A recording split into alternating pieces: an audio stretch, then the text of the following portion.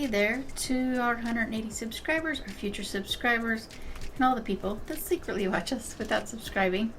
I promised to do this video a while back, and I kind of forgot because I was doing the 4 favorite books I had as a teenager, and one of them was missing, so I had to go to the library and rent it, and it just kind of got put on the back burner. But if any of you have any favorite books of Dean Koontz, I'd love to hear about it in the comments. Just let me know. But this one is about the book Dragon Tears, which it came out in 1993, and I don't remember even how I ended up with this book. I do remember that it was around that time when I read it, so I'd say 93 to 95, so I was either between 18 to 20 years old when I first read it. And so, perspectives change quite a bit over the years. So let's see. Something I wanted to point out was where the term Dragon Tears came from, because of course I wanted to know why a book was called Dragon Tears when it has nothing to do with dragons. And in the book there's a quote in it, and it says, "Sometimes life can be bitter as dragon tears, but..." Oh my gosh, I can't even see this. Sorry. Oh my gosh. "Sometimes life can be as bitter as dragon tears, but whether dragon tears are bitter or sweet depends entirely on how each man perceives the taste." And it claims to be a Chinese saying, but when you go to Google, it is nowhere other than with this book. So I'm guessing that Dean Koontz made it up, which seems to be a thing he does. And so anyway, just another one of his little quirks. He likes making up things and making them sound real, and so then people think they're real when they're not real, but that's okay because it's fiction, right? Anyway, so the thing that stuck with me most that I remember from when I was a teenager, the reason I liked this book, and the only thing I could actually remember about it before I read it here 30 years later, was the Elvis references. And the reason why is because near the beginning of the book, there's this couple, well, not the couple, there's these cops, they're partners, and they're chasing the bad guy, right? And as they're chasing him, well, not chasing, trying to capture him, so he's in this attic, and he starts it's just spouting off Elvis titles, and after a while, song titles. After a while, one of the cops, her name's Connie, and she, I don't know what that was. She starts reciting other Elvis titles, trying to communicate with the guy, and they're literally having a conversation by way of song titles, Elvis song titles.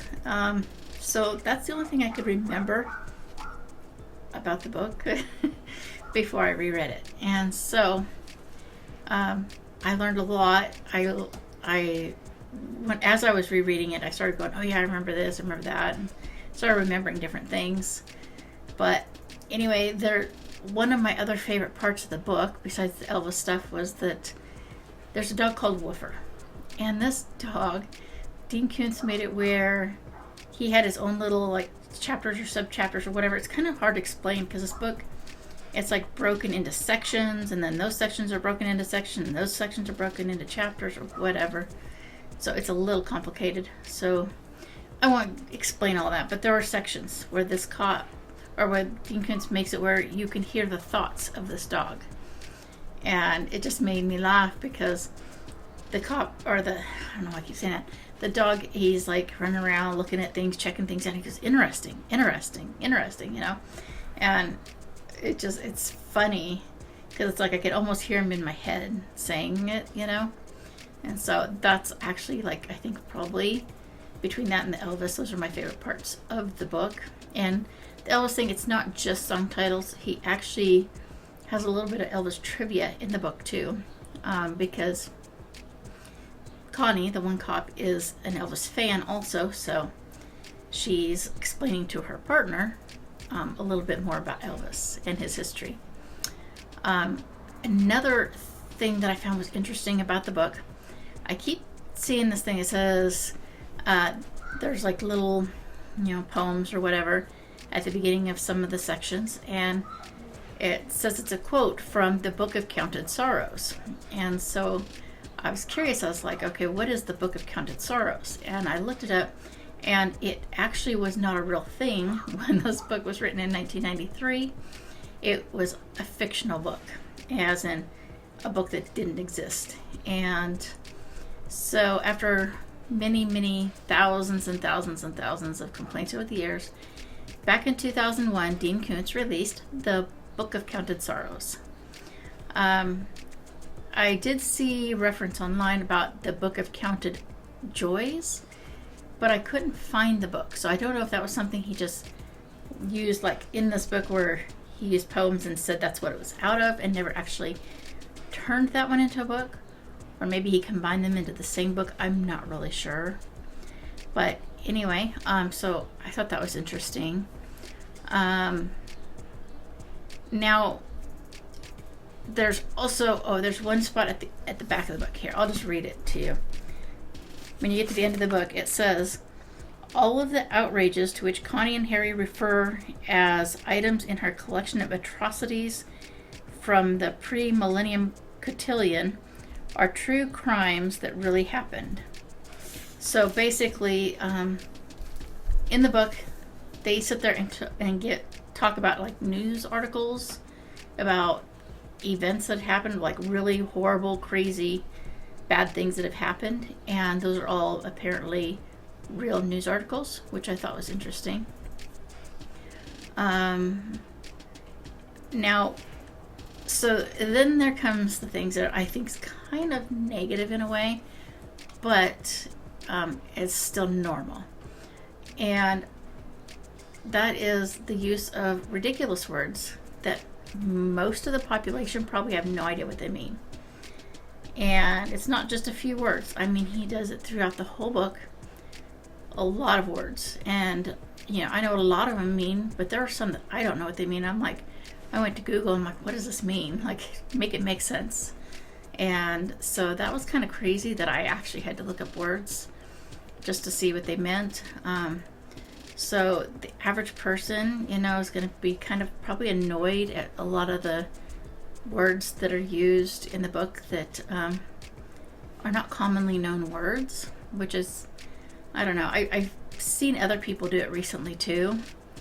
And I guess maybe part of the reason it bothers me is because when I wrote my first book, I wrote it simplified in a way to make it easier for other people to understand that had trouble reading.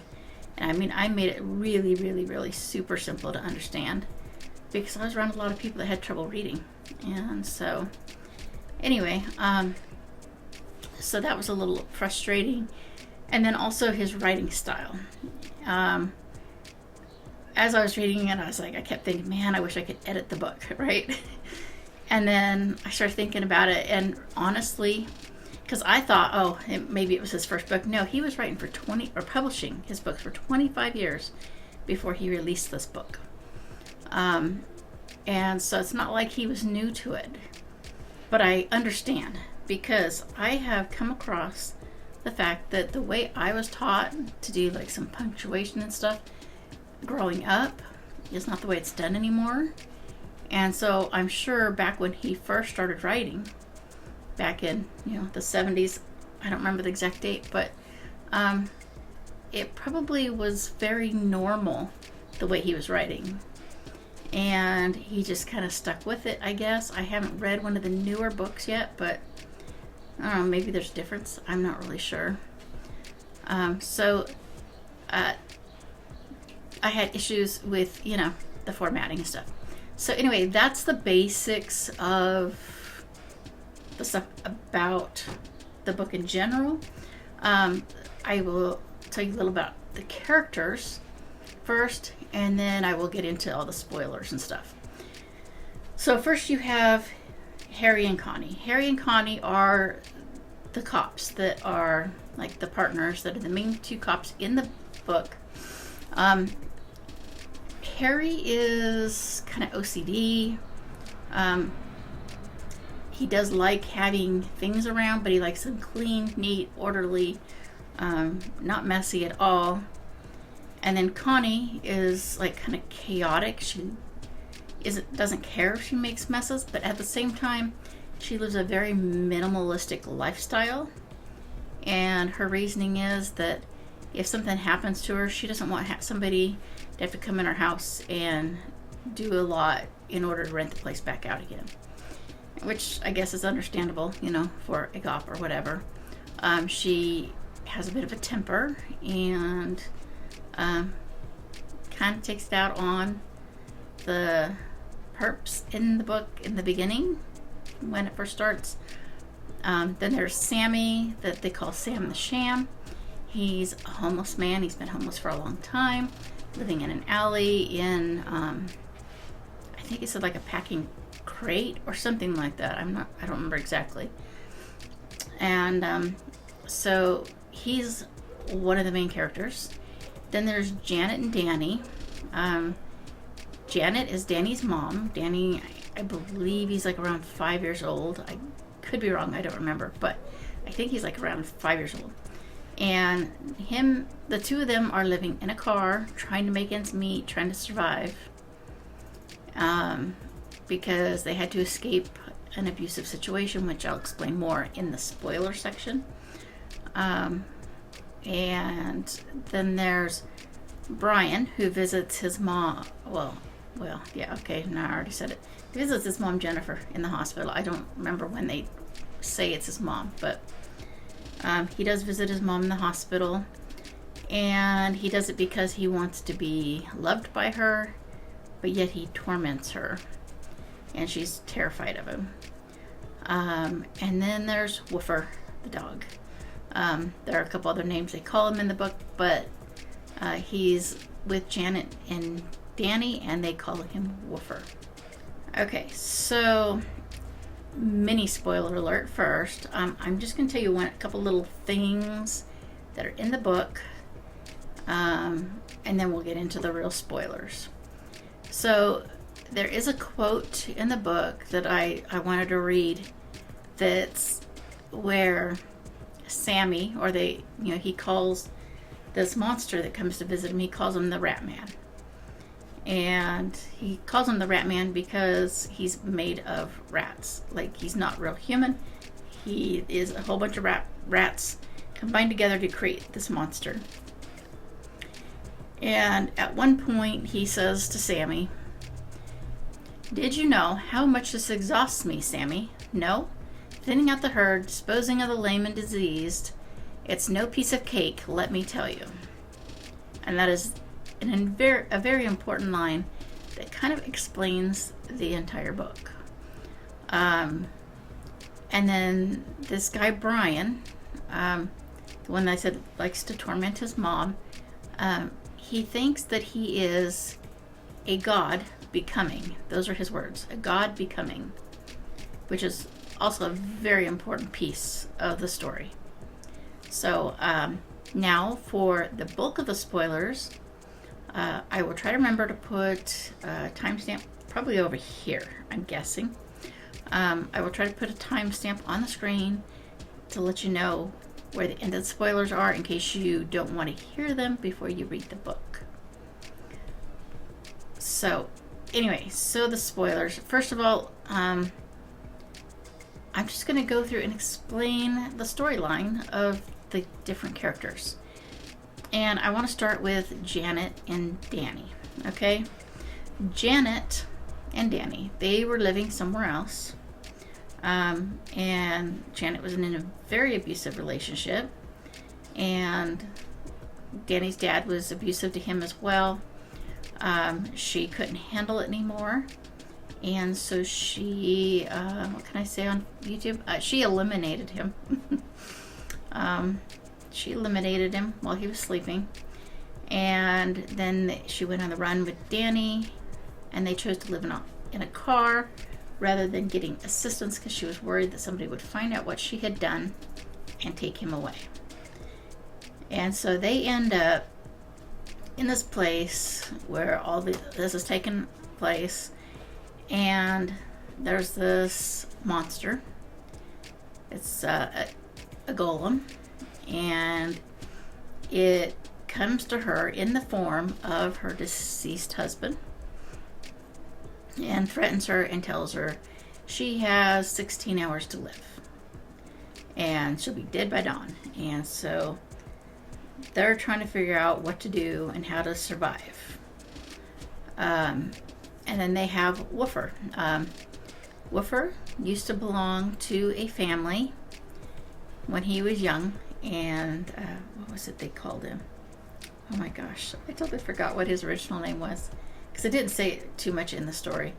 But he was originally with a family, with a little kid, and they had a cat, and the cat would torture him, and so he ran away. And then he's just kind of like a street dog, and then when Janet and Danny take them in, they start calling him Woofer. And the dog seems to be pretty smart and frustrated with people because he tries to communicate with them by barking and doing different things, and he gets frustrated that it takes him a while to kind of figure out what he's wanting.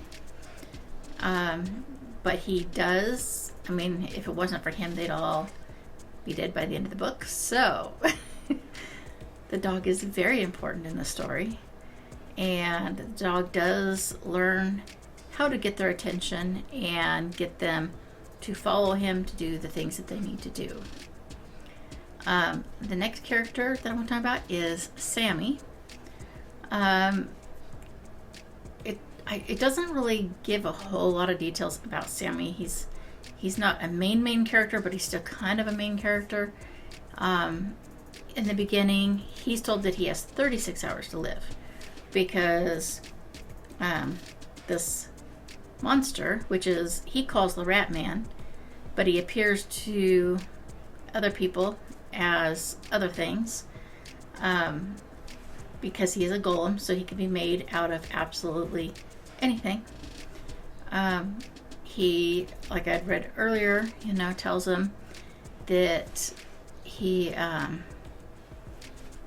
was going to give him a break because he was exhausted trying to thin out the population, and getting rid of Sammy wasn't as important as getting rid of the cops and Janet and Danny. So Sammy just kind of sits around drunk in the alley for most of the book. Then there's Harry and Connie. So in the beginning, they are trying to capture this guy, the guy with doing the Elvis thing, and they do finally, well, no, they don't really capture him. They eliminate him because they have to, because he's completely insane, and even though he apparently was normal before that day. And so they spend a portion of the book trying to figure out how he's connected to this monster before realizing he has nothing to do with the monster. So no clue why the guy went crazy in the first place. But the monster ends up burning down Harry's house, getting rid of one of his best friends, his ex-partner that was at home, and like completely torturing him in horrible ways with snakes and tarantulas and stuff. And Connie's kind of along for the ride, but also because Harry's trying to protect her, because the monster had approached him and told him he was going to get rid of all of the people he cared about before getting rid of him, and told him he also had 16 hours or until dawn. And so he went and met up with Connie so he could try to protect her from this monster, the golem. Now, this is the big spoiler. So, Brian and Jennifer. The story behind Brian and Jennifer. Jennifer got pregnant when she was young, and at the time she was into all the psychedelics and experimenting and trying new things and combining things and, you know, testing out all the new things that were available before selling them. And she felt that the baby she was carrying was a monster. And so as she was giving birth, she gouged out her eyes so she wouldn't have to look at him. And so he always had that hanging over his head that his mom would rather not see him.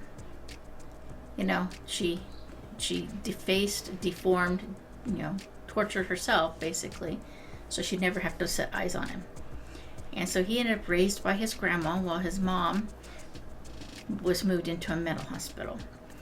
And then eventually he's fed up with his grandma. He sets her on fire with his mind, and then moves his mom to a nicer facility where he goes and begs her for love, and she refuses. So he tortures her. And it's easy for him to do this because he has the ability to what appears to be stopping time, but is not quite stopping time. So she could scream all she wants and none of the nurses are going to hear her.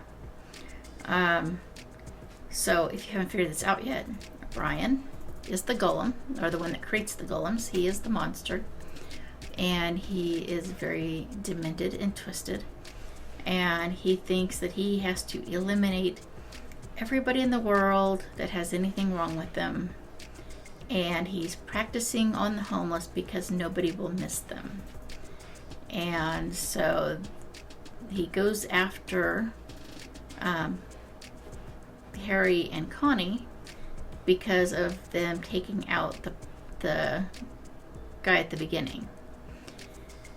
And so anyway, yeah, that's kind of the way the story goes. And so the story is like basically about a power trip and about control and about trying to trying to take over the world, thinking that he's destined to be in charge of the world. And so that's what it is about.